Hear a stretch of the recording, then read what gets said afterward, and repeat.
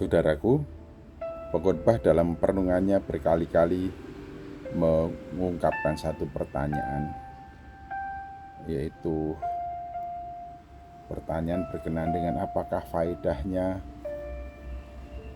manusia dengan segala usaha yang dilakukannya dengan jerih payah di bawah matahari dari keinginan hatinya.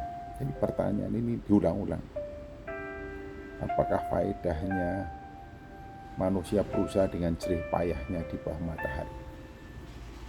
Dari pertanyaan demi pertanyaan dan hasil perenungan dengan jawaban yang diungkapkannya, kemudian pengkhotbah mengungkapkan keputusasaannya. Dalam pengkhotbah pasal 2, 20 sampai dengan 23. Dengan demikian aku mulai putus asa terhadap segala usaha yang kulakukan dengan jerih payah di bawah matahari. Sebab kalau ada orang berlelah-lelah dengan hikmat, pengetahuan, dan kecakapan, maka ia harus meninggalkan bahagianya kepada orang yang tidak berlelah-lelah untuk itu. Ini pun kesia-siaan dan kemalangan yang besar. Apakah faedahnya yang diperoleh manusia dari segala usaha yang dilakukan dengan jerih payah di bawah matahari dan dari keinginan hatinya? Seluruh hidupnya penuh kesedihan dan pekerjaannya penuh kesusahan hati. Bahkan pada malam hari hatinya tidak tentram. Ini pun sia-sia. Jadi ada satu paradoksi di sini. Dalam satu sisi seseorang berusaha untuk bekerja keras, bergiat dengan segala pengetahuan, hikmat, kecakapan yang dimilikinya untuk memperoleh segala sesuatu yang sebagaimana diinginkan oleh hatinya. Namun dari perenungan pengkhotbah, segala hasil yang diperoleh melalui segala jerih payah yang mengungkapkan, mengempankan semua potensi yang dimilikinya, pada akhirnya akan ditinggalkan kepada orang-orang yang tidak berlelah-lelah. Dan kalau pikiran kita dalam segala usaha dan pekerjaan kita demikian, maka kita akan merasa bahwa segala jerih payah dan usaha yang kita lakukan di dalam dunia ini sia-sia. Demikian juga ketika pengkhotbah mengatakan, apakah faedah yang diperoleh dari manusia dengan segala usaha yang dilakukannya dengan jerih payah di bawah matahari, dari segala keinginannya. Seluruh hidupnya penuh kesedihan dan pekerjaannya penuh dengan kesusahan. Bahkan pada malam hari hatinya tidak tentram. Ini pun sia-sia. Jadi pelajaran diungkapkan oleh pengkhotbah.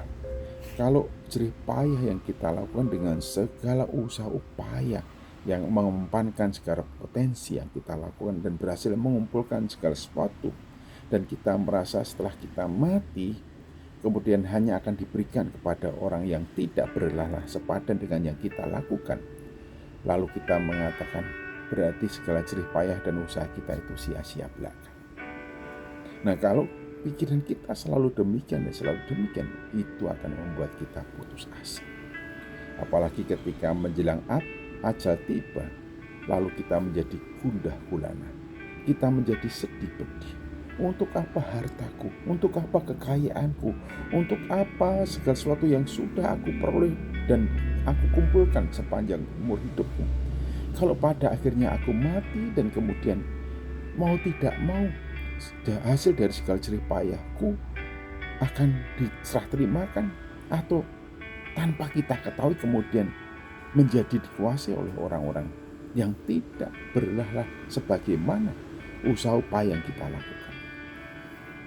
Bapak, Ibu, dan saudara yang saya kasih dalam Tuhan Yesus Kristus, seorang ilmuwan mengatakan bahwa hidup yang berarti itu jikalau mampu mendatangkan arti kehidupan bagi orang lain, atau menyebabkan orang lain itu menemukan arti hidupnya. Hidup yang berarti itu apabila apa yang kita lakukan, usaha-usaha yang kita kerjakan itu mendatangkan manfaat dan berkat bagi yang lain. Jadi kalau di dalam segala usaha upaya kita itu kita punya visi dan misi yang jelas, bagaimana supaya hidup kita itu mendatangkan manfaat dan berkat bagi orang lain, maka segala jerih payah yang kita lakukan tidak akan pernah sia-sia. Camkanlah ini. Jadikan Jangan pernah berupaya dengan segala jerih payah mengempankan segala potensi. Itu merupakan satu upaya tindakan yang sifatnya selfish, melayani bagi dan demi kepentingan diri sendiri. Dan kalau kemudian hasil usaha upaya kerja keras itu ternyata dinikmati oleh orang yang tidak berlelah, maka kita akan menjadi putus asa, kita akan menjadi kecewa, kita akan menjadi sedih, pedih, dan kita merasa usaha upaya kita sia-sia. Oleh karena itu, jadikanlah hidupmu berarti, yaitu dengan mempunyai tujuan bagaimana hidup kita mendatangkan manfaat dan berkat bagi orang lain. Tuhan Yesus Kristus memberkati hidupmu tidak sia-sia.